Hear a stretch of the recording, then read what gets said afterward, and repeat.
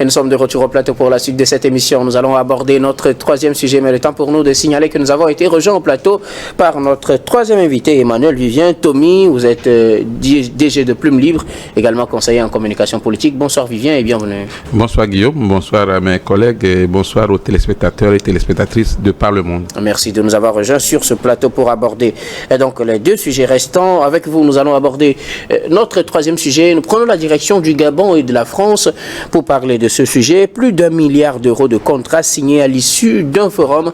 Le président de la transition gabonaise, le général Brice Clotaire Oligui Nguema, s'est rendu en France pour une visite de travail de 5 jours. Il a commencé sa tournée avec la clôture du forum France-Gabon, forum économique France-Gabon, à l'issue duquel les investisseurs ont mobilisé plus d'1 milliard d'euros de contrats en faveur du Gabon. C'est ce à quoi a assisté le président de la transition gabonaise ce 29 mai, ce mercredi. Je commence par vous, Emmanuel Vivien Tomi. Le président de la transition se rend au Gabon pour une visite de travail, mais également occasion pour lui de prendre part à ce forum qui a permis de mobiliser près de 650 milliards, plus de 650 milliards de francs CFA, disons-le comme ça. Oui, il faut dire que le président Oligui Nguema de la transition au Gabon et le président Macron entretiennent de bonnes relations et c'est dans le sens de la relance justement du partenariat entre ces deux pays dans le domaine économique que ce forum a été initié. Il est reçu en homme d'État, pas comme les autres chefs de coup d'État, mais il est reçu avec les honneurs et donc cela démontre aussi quelquefois cette vision à double sens de la France par rapport aux pays ayant fait des coups d'État. Parce que au même moment qu'on ne veut pas sentir le président Goïta de la transition au Mali, le président Traoré de la transition au Faso et le président Tiani au Niger, on déroule le tapis rouge pour M. Oligui Nguema. Parce que il va quand même pour 5 jours. Parce que c'est le Gabon. C'est parce que c'est le Gabon. Il a fait un bon coup d'État. Et donc, non, lui, on le reçoit avec les honneurs dus à un président ordinaire. Ça, c'est la première chose que j'aimerais faire remarquer. Secondo, effectivement, le Gabon a toujours eu de très bonnes relations économiques avec la France. Beaucoup d'investisseurs français sont au Gabon et puis il y a ce brassage là. J'aime dire les Gabonais et les Français c'est des cousins finalement, puisque même les citoyens ont commencé par se marier entre eux depuis le temps de la colonisation jusqu'à l'indépendance. Et aujourd'hui c'est une nouvelle page que M. Oligui Nguema essaie d'ouvrir pour ce pays, dirigé par les Bongo pendant des décennies. Et est important, effectivement, la somme de l'accord ou des accords. Sauf qu'on peut s'interroger sur les accords qu'on signe avec certaines sociétés. Je ne parle pas de la France, pour qu'on dise que j'attaque la France. Mais certains accords qu'on signe avec des sociétés, notamment dans le domaine ferroviaire. Puisqu'on se rappelle qu'au Togo, il y a une société française qui a promis renouer et relancer le chemin de fer. On nous a promis des trains de dernière génération. Et on a fait même monter le président de la République dans un train et nous étions tous contents. Donc, quand on parle encore des accords dans le domaine ferroviaire avec le Gabon, j'espère qu'ils vont tirer expérience sur le Togo pour que ce ne soit pas des projets qui vont rester également dans le tiroir après leur lancement. Et donc, il faut faire attention. On ne signe pas juste pour le plaisir de signer. Quand on est président de la République, il ne faut pas se laisser berner. Et il faut faire un suivi. Et donc, on espère aussi que pour le Togo, le groupe français qui a promis relancer l'exploitation ferroviaire, relancer, nous mettre des trains de dernière génération à disposition, on espère que ce groupe va terminer enfin son projet. Alors, donc, je voudrais qu'on aborde un aspect de ce forum. En une journée, puisque le forum s'est déroulé ce 29 mai, on a pu mobiliser 1 milliard d'euros d'investissement. Le président est allé présenter un nouveau Gabon, selon leurs termes. Il est allé présenter un nouveau Gabon aux investisseurs français. Je me demande quel est le visage de ce nouveau Gabon qu'on a pu présenter pour avoir jusqu'à 1 milliard d'investissements. En fait, il faut reconnaître que le président Nguema était dans le système depuis. Et il connaît bien le système des Bongo, le régime. Il fait partie du régime, ou il faisait partie du régime. Et donc, il y a effectivement des accords qui doivent être redynamisés. C'est le mot même qui est sorti à Paris la dernière fois. Redynamiser certains accords, revoir les partenariats, et il faut séduire les investisseurs français. J'ai écouté un peu le discours du président Nguema qui disait « Venez, le Gabon vous ouvre ses portes, venez investir, revenez tous au Gabon ». Et donc, un travail de fond a été fait avant même que le forum ne se tienne.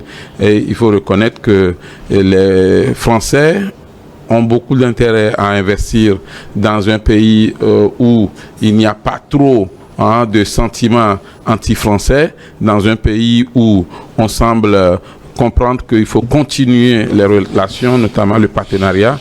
Et au niveau économique, je pense que même si vous faites la guerre diplomatique, il faudrait que l'économie continue à fonctionner pour le bonheur et le bien-être des citoyens. Et c'est le plus important. Donc, il a fait une bonne pêche. Il a rapporter beaucoup d'argent pour son pays, mais on va suivre de près effectivement tout ce qui a été dit pour que ce ne soit pas comme la relance des chemins de fer de Lomé.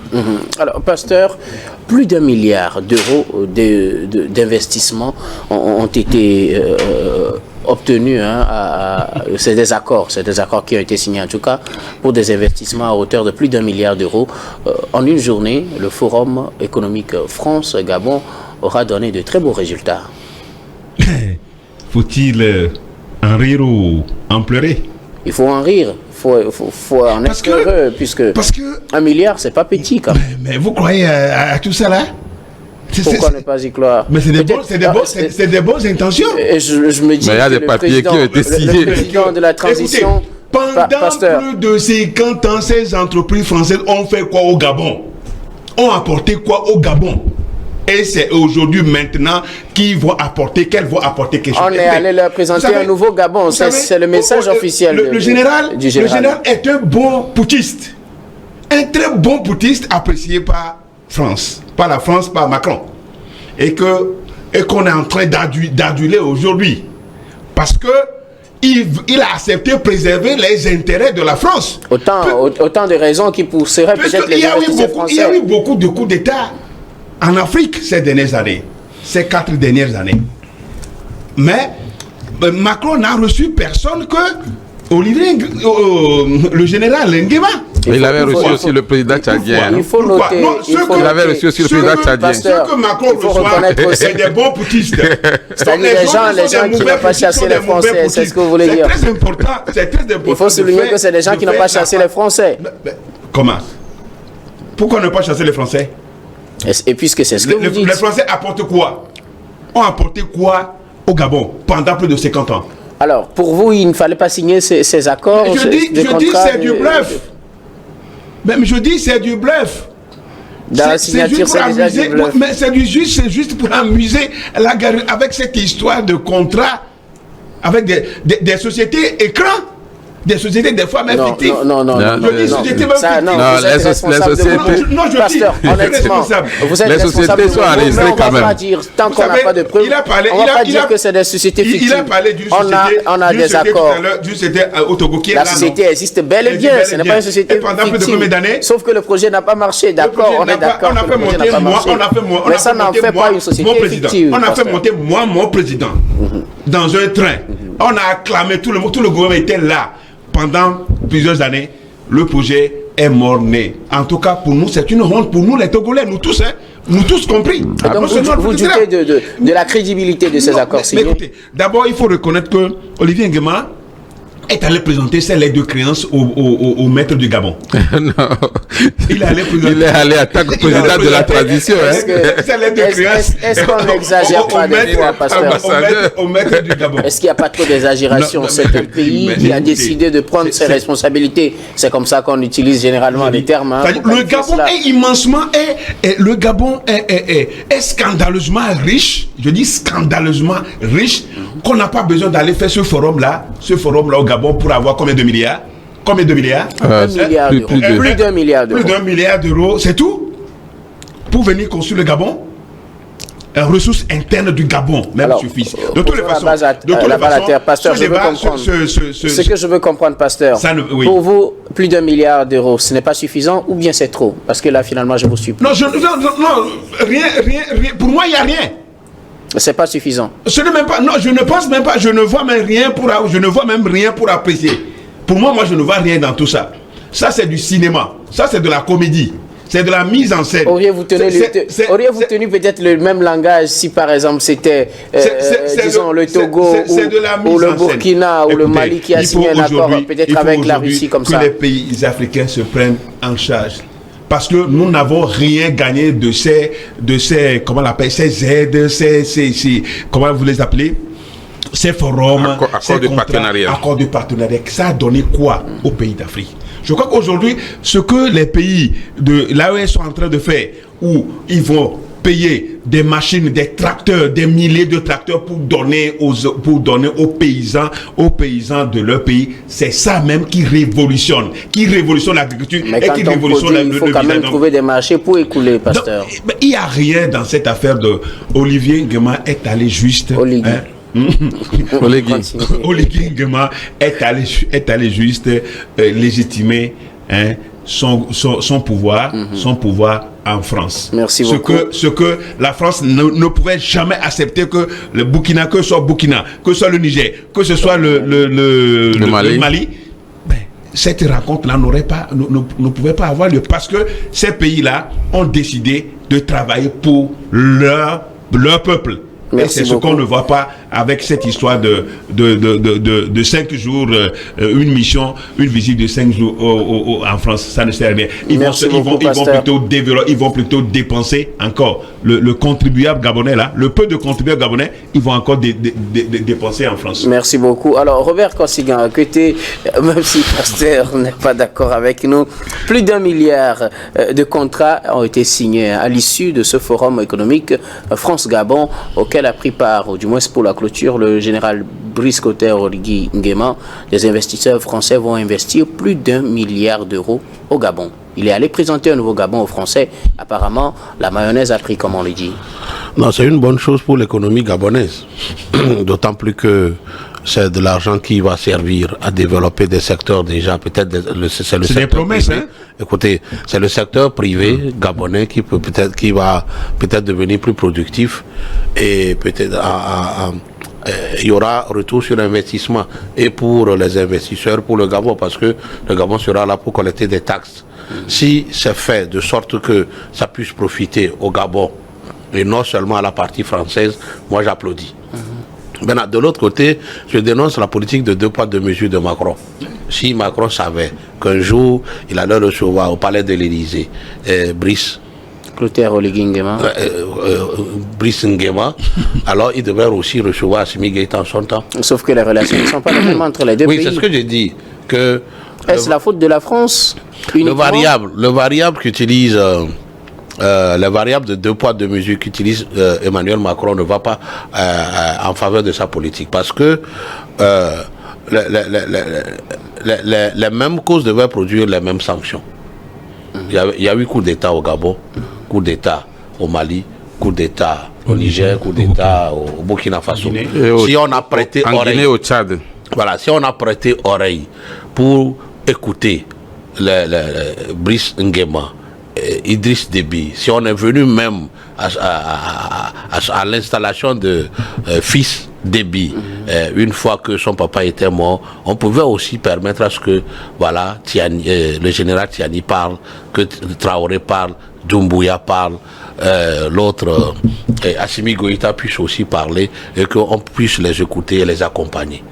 Maintenant, cette affaire d'être ouvert, hein, que le président Macron soit ouvert vis-à-vis du Tchadien Déby, et les portes de l'Élysée grandement ouvertes pour Brice Nguema laisse comprendre que voilà, seuls ceux qui sont bien soumis à la France alors sont tolérés.